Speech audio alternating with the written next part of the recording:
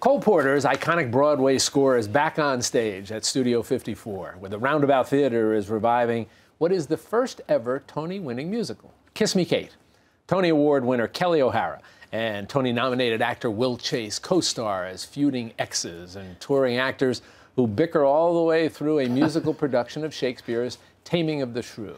Here's a look at why you won't want to miss another opening of another show that is so very good. Take a look. Another opening, another opening, another opening, another show. It's another opening of another show. Feel the chains about to snap. Another show. Watch the fingers and roll down. Another show.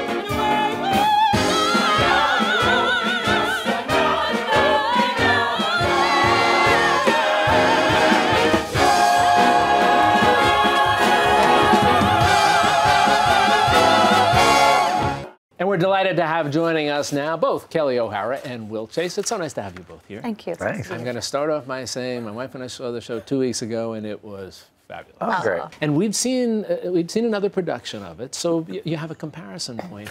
But we walked out, first of all, feeling this was different, had a different kind of energy, but it was just magnificent. Oh, great. So I want to start off with being a fanboy. Thank you. With Okay. both of you guys. We'll take it. Good. Yeah. Interesting because you have a couple of layers of history if you think about it. You have the Kiss Me, Kate layer of history. Yeah. And you have the Taming of the Shrew Right. layer of Right. history. Yeah, so yeah. as you have the show within the show, Yeah. you kind of have history within the history. Yeah. And it kind of brings us to the notion of resonating today. And there's some changes that have been made. Talk a little bit about that. And that's what we wanted. We wanted that score to be highlighted. We have new orchestrations, but it's still that Cole Porter, that fantastic, witty, and beautiful melodic and very diverse score.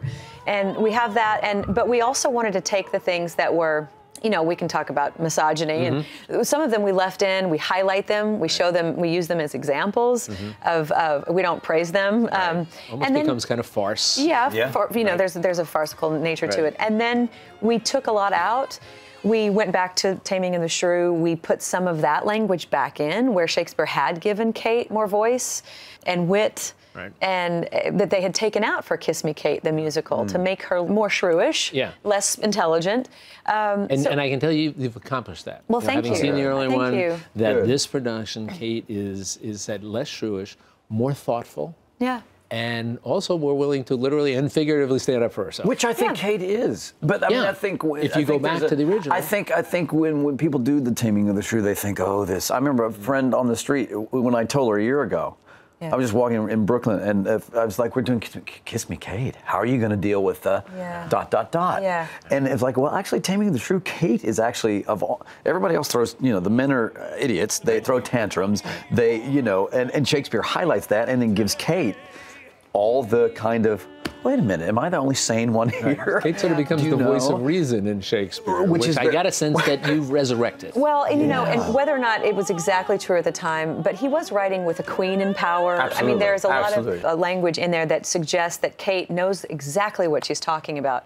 There's also a lot of proof that, as a lot of women in today's climate are trying to say, we're not just angry. We have reason to be concerned and to voice our opinions. It's not just shrewishness or crazy. Because shrewishness suggests sort of mindless anger. Well, that's what I right? mean, like There- something there's- that can be there's reasons. discounted. Right. Something that can say, oh, well, let's not worry about that. But when you take some of this material and just say it, it changes it. But we're not really changing anything that was written for Kiss Me, Kate or Taming of the Shrew. You know, the last monologue of Kate, which became a song for Kiss Me, Kate. You know, I am ashamed that women are so Right. simple. We should just shut the F up, you know, and put our hands under the soles of our lover's foot. Well, we changed that not to say, I am ashamed that men are so simple or so barbaric. We tried to bring that back to the center.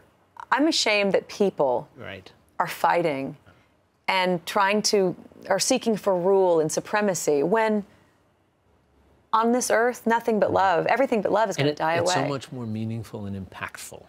The productions I've seen of this piece, and you've read about, that Kate and Petruchio were exactly like Fred and Lily. It was just off stage and at each other's throats. And I've said this a million times, but the love story is the main thing.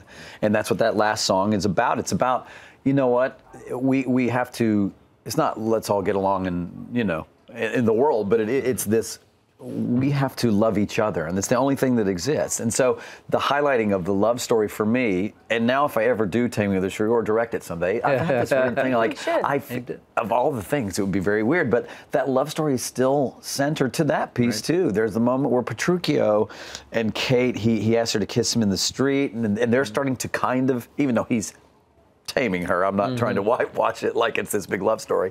But there is a moment that I feel like a lot of productions miss, that, no, let's find the differences between Fred and Petruchio, Kate and Lily. Because these two ultimately do love each other. Right. And if you don't tell that story, they then just have to realize Yeah. they do. We talk about the score, and you know, perhaps I think one of the greatest scores ever. I agree. In Hollywood. I was also struck by two other things. First of all, the dancing is magnificent. It's some of the best I've ever seen. I walked away saying, and as sort of an aging athlete, I'm watching them on stage saying, how did they do that? you know. And how do they do it eight times a week to do We it? stand in the wings and say the same thing. I mean, you've got ice packs and PT, and you've got the whole. We had a Sure. broken foot. We had a Did you broken. really? We have one girl. She'll be back She'll with be us back in 5 soon. weeks. She broke her foot, yeah. We have one broken, and that wasn't even dancing. She stepped on someone's foot during that big. The glamour of Broadway. That's the way. It's the old But basketball Warren ankle. That's how Carlyle- you get to step on somebody else's Yeah. foot. Warren Carlyle, our choreographer, he's brilliant. I've done a couple of things with him, and it is always story based. The other thing I got to talk about with you is the humor. I'd forgotten how funny it was. It really and is. it's another compliment. You two are crazy. and you introduce an element of physical humor. It's almost slapstickish. Yeah. Mhm. Right? Yeah. And I'm wondering, I mean, is that a function of the fact that you've worked together before, you get I think it's together well? all But I those mean, things. I'm watching it saying, these look like they're really good friends and they're in the midst of, you know, Well, a there's tickle fight definitely kind a of huge thing. part of that tickle fight, yeah.